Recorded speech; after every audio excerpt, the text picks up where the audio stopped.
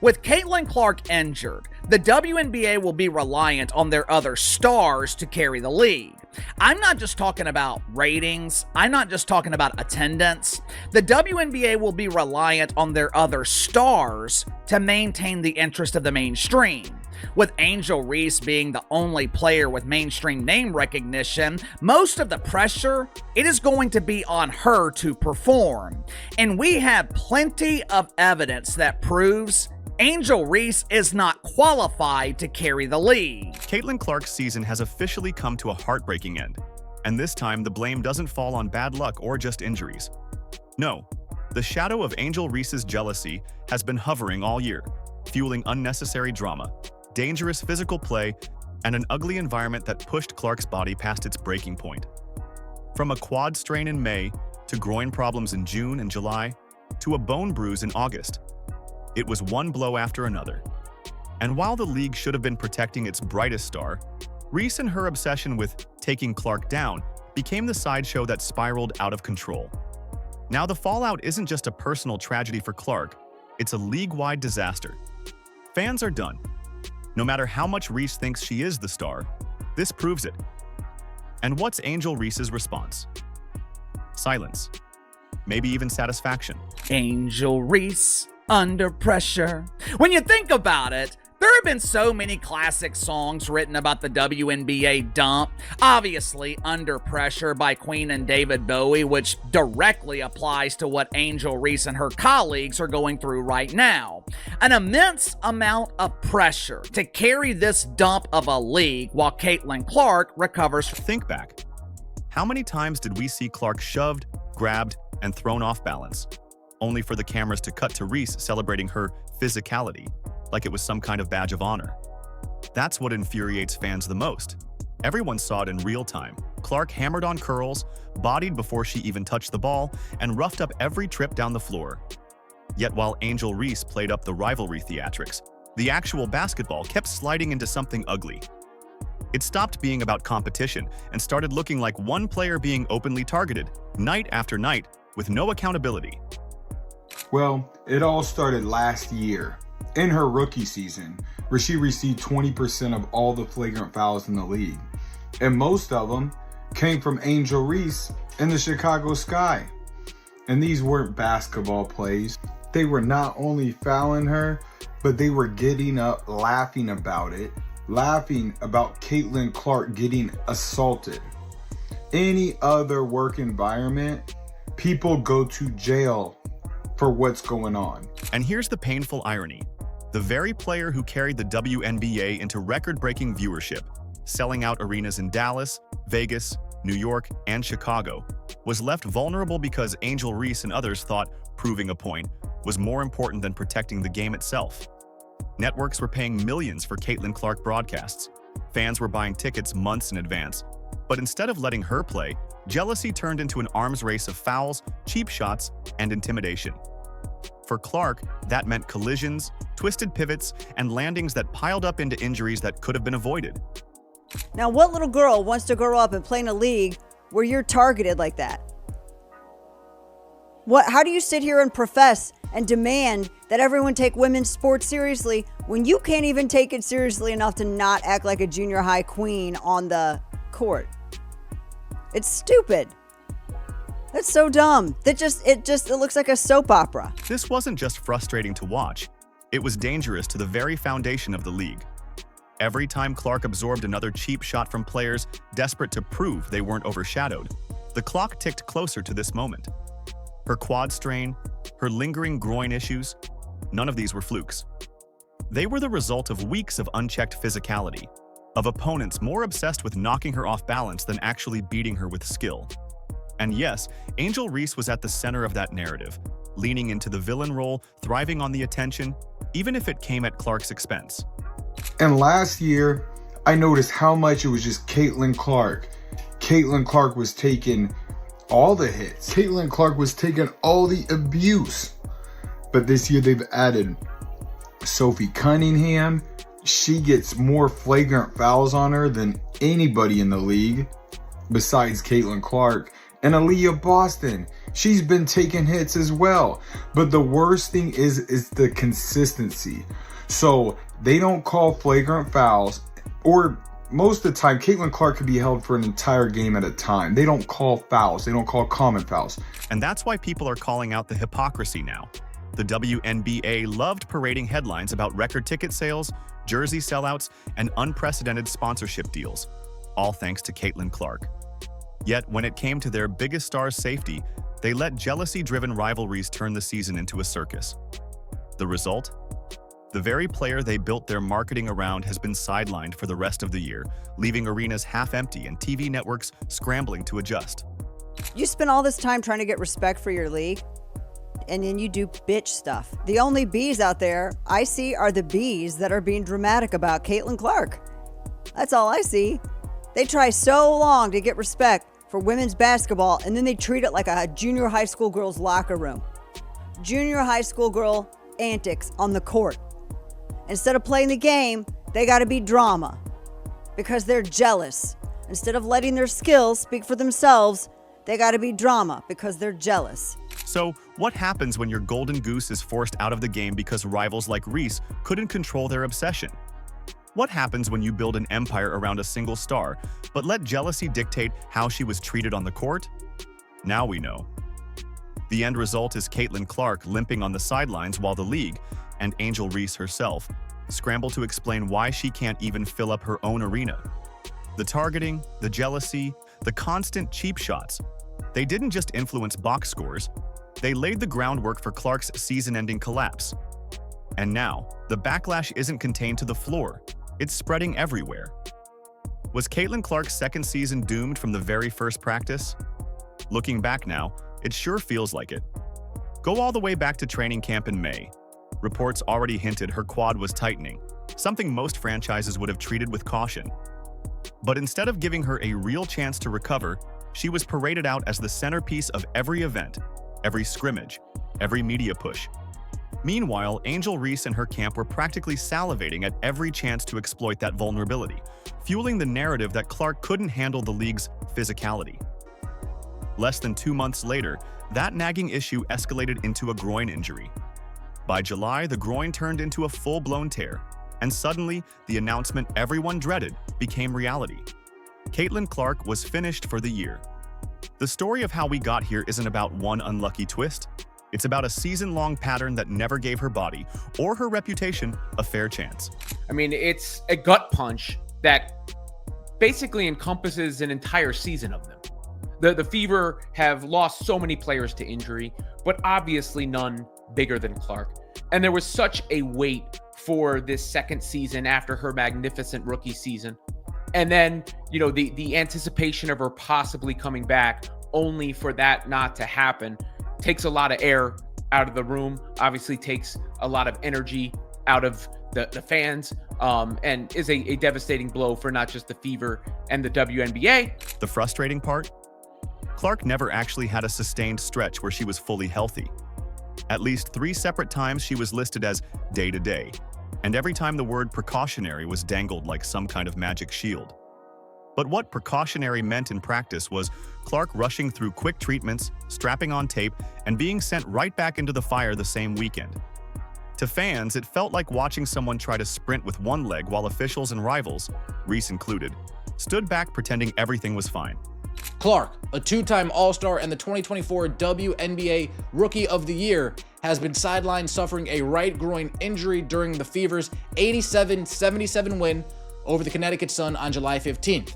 If you guys remember that game, Caitlin Clark put the team on her back in the winding minutes to give the Indiana Fever that lead. Clark also suffered a bone bruise at a later date during her recovery process. That's where the mismanagement and the targeting collide. Anyone who follows sports knows if you don't let injuries heal, they compound. And the truth is, Clark didn't just have to battle through back-to-backs and cross-country travel. She had to endure a spotlight of physical punishment from jealous opponents. Coaches saw it. Her burst wasn't there, her drives lacked their usual pop, her cuts came up short, and yet she kept logging heavy minutes. The medical staff's responsibility should have been to protect her, even if she insisted on playing. Instead, they left her exposed. with players like Reese practically celebrating every hard foul or cheap bump as some kind of moral victory. Caitlin has worked so hard throughout this time, doing everything possible to recover and return to the court, but ultimately, time is not on our side, said Indiana Fever COO and GM Amber Cox.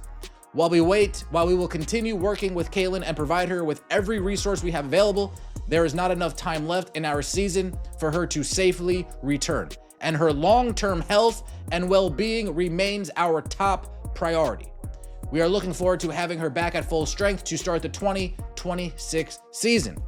Clark appeared in 13 games during the regular season, averaging 16.5 points, 8.8 assists, and 5 rebounds per game, while helping lead the team to the 2025 WNBA Commissioner's Cup title. So what was prioritized here? Her health or the revenue tied to her name? The answer seems painfully obvious. The Fever needed her to pack arenas. The WNBA needed her to keep television numbers afloat. And rivals like Angel Reese needed her on the floor because the only way their personal brands gained traction was through Clark's spotlight. Nobody pumped the brakes when the warning signs flashed. Nobody asked whether dragging her out night after night was sustainable. And the result? Caitlin Clark didn't go down from some random accident. She unraveled after 13 games in a season-long spiral of overuse, cheap shots, and jealousy-fueled targeting. And this is what Caitlin wrote. I had hoped to share a better update, but I will not be returning to play this season. I spent hours in the gym every day with the singular goal of getting back out there. Disappointed isn't a big enough word to describe how I am feeling. I want to thank everyone who had my back through all the uncertainty. This has been incredibly frustrating, but even in the bad, there is good. The way fans continue to show up for me in the Fever brought me so much joy and important perspective. I'm so proud of how this team has only gotten stronger through the adversity this year. Now it's time to close out the season and claim our spot in the playoffs. That spiral didn't just cut short her sophomore campaign. It ripped the momentum straight out of the league's hands. She was the ticket sales. She was the ratings. She was the merch. Every extra bump she took, every foul that went uncalled, every time Reese and others treated her like a piñata instead of a peer, it chipped away at both her body and the league's credibility. By failing to protect her, they didn't just risk one season. They jeopardized the entire growth spurt women's basketball had been begging for. The moment Angel Reese opened her mouth after Caitlin Clark's season-ending announcement, fans realized something wasn't right. Here was a supposed rising star facing the league's biggest player health disaster in years, and instead of showing empathy or respect, she used it as another excuse to elevate herself. Her words didn't sound like support for a fallen competitor. They sounded like jealousy dressed up as confidence. And that's exactly why so many fans turned on her immediately. My inside sources are telling me that Mama Reese demands free tickets. The Chicago Bravado, they happily oblige because they're also giving away free tickets to the other dozen or so people that show up to the arena. That disconnect is what stung. Clark went from carrying the entire league with record-breaking ratings to sitting on the injury list for months. Instead of acknowledging what Clark had endured, Reese chose to pivot back to the same tired talking points about her own impact and how the WNBA didn't need to lean on just one player. But fans could see through it. Everyone knew Clark was the reason arenas were packed, jerseys were flying off shelves, and casual viewers were tuning in. Reese pretending otherwise came off not just tone-deaf, but bitter. Angel Reese is now quoted as saying, "I'll look back in 20 years and be like, yeah, the reason why we're watching women's basketball is not just because of one person." She refuses to say Caitlin Clark's name. "It's because of me too, and I want you to realize that." It's even more insulting when you consider how much Reese has benefited from Clark's rise. Those bigger crowds, they weren't showing up for Chicago Sky games until Clark hit the league. Those TV ratings Reese points to, they spiked only when Indiana Fever games headlined the schedule. Yet here was Reese, celebrating the growth Clark created while dismissing the very player who built it. She got to enjoy the spotlight without paying the price of being targeted, shoved, and battered every possession like Clark was. And when Clark finally broke down, Reese wanted to talk about herself. "Sorry, young lady.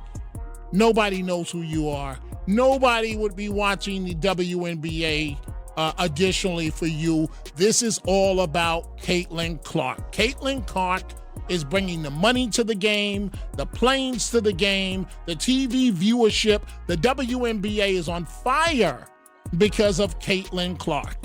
The backlash was immediate. On social media, fans called Reese's comments tone-deaf and even cruel. Longtime WNBA supporters said her attitude proved she was more interested in clout than competition. Others outright accused her of celebrating Clark's downfall, noting how her fanbase flooded timelines with posts about how the league could finally breathe now that Clark was sidelined. It wasn't just insensitive, it was a public relations disaster for Reese. Instead of rising to the moment and showing grace, she exposed the envy that's been simmering since day one. Her rookie year with the Chicago Bravado, the numbers were eerily similar. It was around 88% capacity. Angel Reese averaged around 8,700 a game. Going into 2025, Angel Reese was the only star in the secondary dump unrivaled. For the first time in her career, it was her opportunity to prove that she could draw.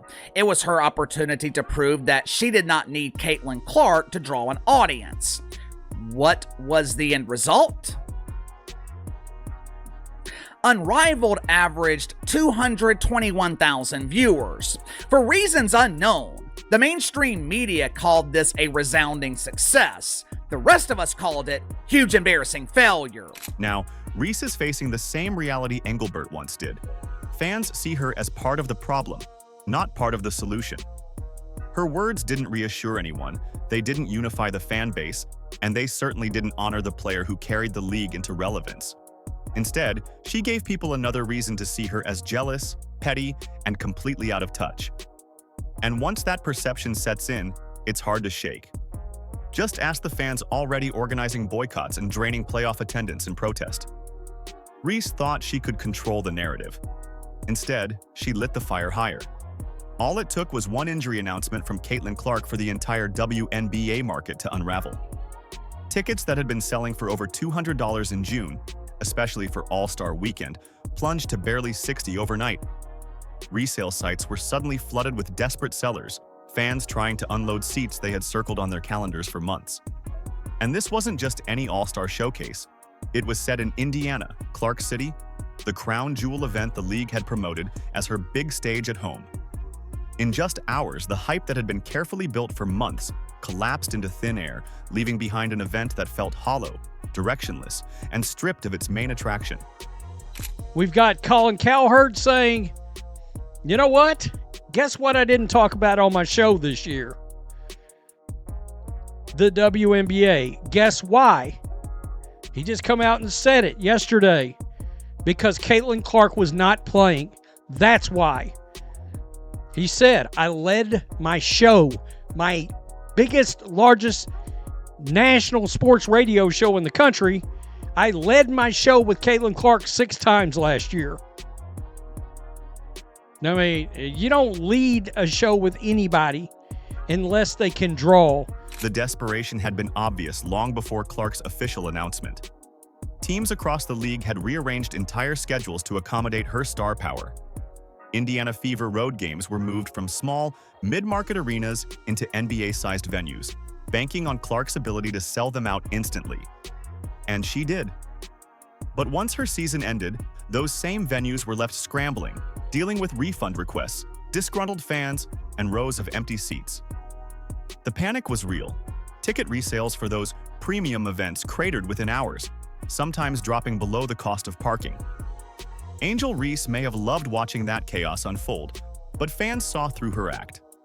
It wasn't ambition driving her reaction, it was envy. And the collapse wasn't limited to ticket sales.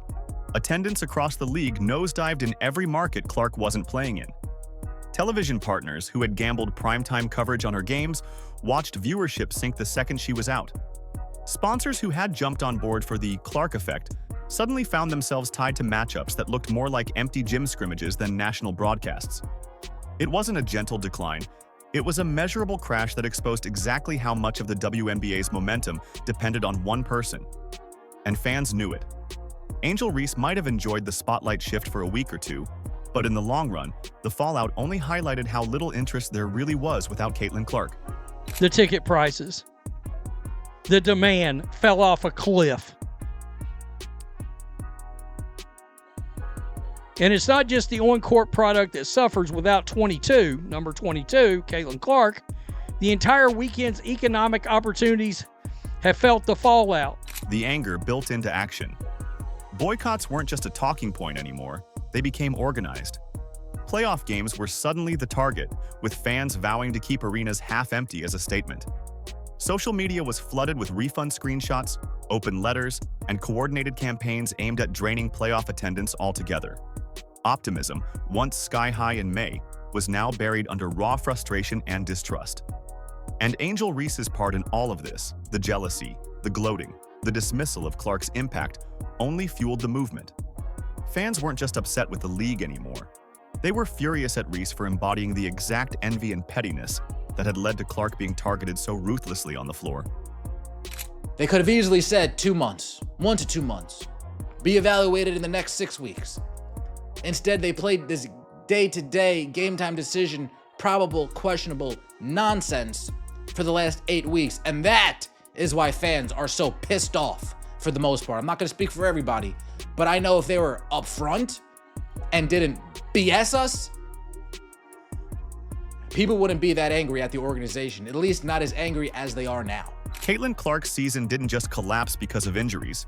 It collapsed because the league refused to protect her. And in doing so, they broke the trust of the very fans keeping them alive. That's the real damage here. Fans don't want hollow statements. They want accountability, better officiating, and a commissioner willing to stand up for players. Without that, boycotts will gut the playoffs before they even begin. Still, the Fever aren't done. Kelsey Mitchell is competing every night. Aaliyah Boston's leadership is growing. Lexi Hull keeps grinding. And don't forget, Clark will come back stronger in 2026. Let us know down in the comments below if you think the WNBA is to blame for this mess. Like, subscribe, and turn on all notifications so you never miss out. Click the video on the screen, and we will see you in the next one.